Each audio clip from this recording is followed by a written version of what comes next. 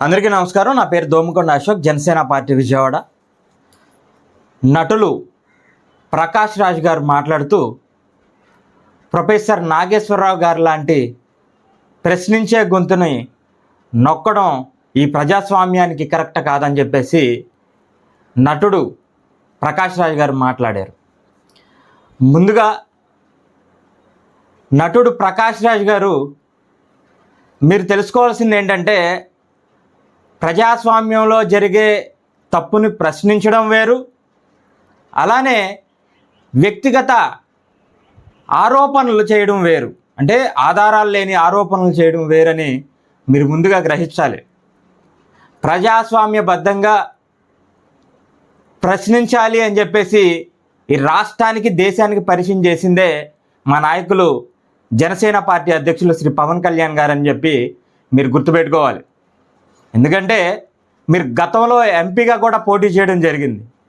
ఎంపీగా పోటీ చేసి ఓడిపోయి ప్రస్తుతానికి కూడా మీరు రాజకీయాల్లోనే ఉన్నారు. ఏ రోజైనా సరే ఇలా వ్యక్తిగత విమర్శలో, వేరే పార్టీని ఆధారాలని ఆరోపణలో, లేకపోతే కల్పిత కథలో, లేకపోతే ఉచిత సలహాలో మీరు ఇవ్వడానికి సిద్ధమవుతారు కదా. ఎంపీగా ఓడిపోయి ఈ ప్రజాస్వామ్యంలో మీరు ఉండి మీరు ఏ రోజైనా ఒక్క సమస్యకైనా పరిష్కారం చూపించారా? అంటే మీరు పోటీ చేసింది మీ వ్యక్తిగత ఇమేజ్ని పెంచుకోవడానికే తప్ప ప్రజలకి నిలబడాలి, ప్రజా సమస్యలపై పోరాడాలి, ప్రజా సమస్యలను పరిష్కారం చేసే దిశగా మనం ఒక నాయకులుగా ముందుకు వెళ్ళాలని ఏ రోజైనా మీకుందా? అంటే పవన్ కళ్యాణ్ గారు ఉప ముఖ్యమంత్రి అయితే మీరు బాధపడిపోతారు, ఆయన ఉప ముఖ్యమంత్రి అయిపోయారని. పక్క రాష్ట్రంలో విజయ్ గారు ముఖ్యమంత్రి అయితే మీరు బాధపడిపోతారు. అంటే వాళ్ళ మీద ఉన్న ద్వేషం, వ్యక్తిగత ద్వేషం తప్ప మీరు ఎలా ఎదగాలి అనే రాజకీయంగా మిమ్మల్ని ప్రజలు కూడా విశ్వసించలా. అందుకని ప్రజాదరణ మీరు రాజకీయాల్లో, ప్రజాక్షేత్రంలో మీరు కోల్పోయారు. కాబట్టే విజయ్ గారు ముఖ్యమంత్రి అయినా వారవలేరు, పవన్ కళ్యాణ్ గారు ఉప ముఖ్యమంత్రి అయినా మీరు వారవలేరని తెలియజేస్తున్నాను. అలానే మీరు ప్రశ్నించాలి. ఎలా ప్రశ్నించాలంటే, కోట్ల మంది కళ్ళకద్దుకొని తినే తిరుమల లడ్డు కల్తీ అయినప్పుడు మా నాయకులు గలమెత్తారు.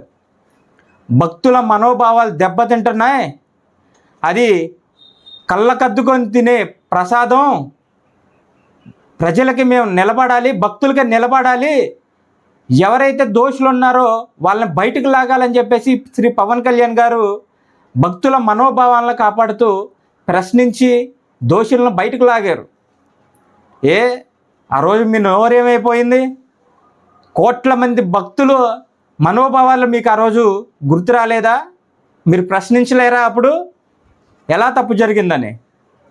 అలానే పక్క రాష్ట్రంలో ఉన్న మీ మిత్రులు డిఎంకే నాయకులు ఉదయనిధి స్టాలిన్ గారు సనాతన ధర్మాన్ని ఒక వైరస్తో పోల్చారు. వైరస్ ఈ భారతదేశం నడిచేదే సనాతన ధర్మం మీద. ఇన్ని కులాలు, ఇన్ని మతాలు, భిన్నత్వంలో ఏకత్వం మన భారతదేశంలో ఉంది అంటే అది సనాతన ధర్మాన్ని డిపెండ్ చేసుకునే ఉన్నాయి. ఏ దేశాలు లేవే ఇన్ని మతాలు, ఇన్ని కులాలు. ఎక్కడైనా సరే రెండు మతాలు ఉన్నా సరే కొట్టుకున్న దేశాలు ఉన్నాయి. కానీ అనేక మతాలు, అనేక కులాలు ఉన్న మన భారతదేశం, సనాతన ధర్మం దేశం, అందరూ కూడా కలిసి ఉంటున్నారు. అలా వ్యాఖ్యానించిన డిఎంకే నాయకులు ఉదయనిధి స్టాలిన్ గారిని మీరు ఈ దేశంలో ఉంటూ మన భారతదేశాన్ని అలా అవమానించడం కరెక్ట్ కాదని చెప్పి మీరు ప్రశ్నించలేకపోయారే? ఆ రోజు మీరు భారతీయుడు కాదా? ఈ భారతదేశంలో మీరు పుట్టలేదా? మీకు ఈ హక్కు లేదా ప్రశ్నించే హక్కు? ఆ రోజు ఎందుకు నీ నోరు లేకలా? అంటే పవన్ కళ్యాణ్ గారు ఏ స్టాండ్ తీసుకున్నా సరే దాన్ని ఏదో రకంగా ఉచిత సలహాలు ఇవ్వాలి, దాన్ని ఏదో రకంగా ఇబ్బంది పెట్టాలి అని చెప్పి పక్కదోవ పెట్టించే ఒక లక్ష్యమే తప్ప ప్రజలకు నిలబడాలనే ఒక ఆకాంక్ష మీకు ఎప్పుడు కూడా కలిగినట్లేదు. అలానే ప్రశ్నించడం అంటే ఏంటో తెలుసా మీకు? మా జన సైనికుడు వెంగయ్య నాయుడు అనే వ్యక్తి వైసీపీ గవర్నమెంట్లో ఎమ్మెల్యేని ప్రశ్నించాడు. రోడ్లు సరిగ్గా లేవు, ప్రజలందరూ ఇబ్బందులు పడుతున్నారు, యాక్సిడెంట్లు అయి చనిపోతున్నారని చెప్పి ఆయన ప్రశ్నించారు. ఆయన ప్రశ్నిస్తే అక్కడున్న ఎమ్మెల్యే ఆయన అవమానించి చనిపోయేలాగా చేశారు. ప్రజా సమస్యలపై పోరాడిన వెంకయ్య నాయుడికి ఆ రోజు మీరు మద్దతు ఎందుకు తెలియజేయాలా? ప్రజల కోసమే కదా ఆయన పోరాడింది, వ్యక్తిగతంగా ఏం పోరాడలేదుగా.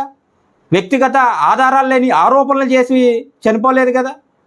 మీరు అర్థం చేసుకోవాలి, ఆధారాలు లేని ఆరోపణలు వేరు, వ్యక్తిగత విమర్శలు వేరు, ప్రజాస్వామ్యంగా ప్రజలను ఉద్దేశించి ప్రజలకు నిలబడడం వేరు.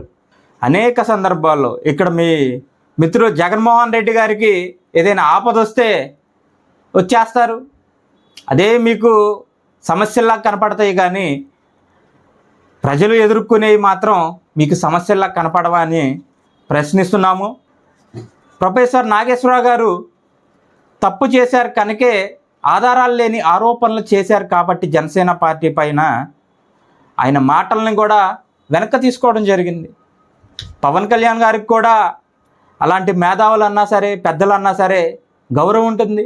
నీ ఉచిత సలహాలు, నీ బోడి సలహాలు, నీ ఉపయోగం లేని సలహాలు, ప్రజలకి నిలబడలేని సలహాలు, ఆధారాలు లేని ఆరోపణలపై మీరు తీసుకునే స్టాండ్స్, ఇవి కాదు ప్రజలకు కావాల్సింది. మీరు పవన్ కళ్యాణ్ గారిని కానీ పార్టీని కానీ ఎన్ని రకాలుగా ఇబ్బందులు పెట్టాలనుకున్నా ప్రజలు మీకు గట్టిగా బుద్ధి చెప్తారు. రండి తెలుసుకుందాం. ప్రజాక్షేత్రంలో ప్రశ్నలు అంటే శ్రీ పవన్ కళ్యాణ్ గారు వేసే ప్రశ్నలే. ఎందుకంటే నిజాయితీగా ప్రజల పక్షాన ఆయన నిలబడి ప్రశ్నిస్తారు, అది ప్రశ్న అంటే. మరి ఇకనైనా ప్రశ్నకి అలానే అర్థం పర్థం లేని ఆరోపణలకి తేడా ఎప్పుడైనా తెలుసుకుంటారని హెచ్చరిస్తున్నాం. ఇకనైనా మీ వ్యక్తిగత ఆరోపణలు కానీ అలానే ప్రజలకు ఉపయోగపడని ఆరోపణలు కానీ పవన్ కళ్యాణ్ గారిని ఉద్దేశపూర్వకంగా ఇబ్బంది పెట్టాలనే ఆరోపణలు కానీ మానుకుంటే మంచిదని కూడా జనసేన పార్టీ తరపున హెచ్చరిస్తున్నాం.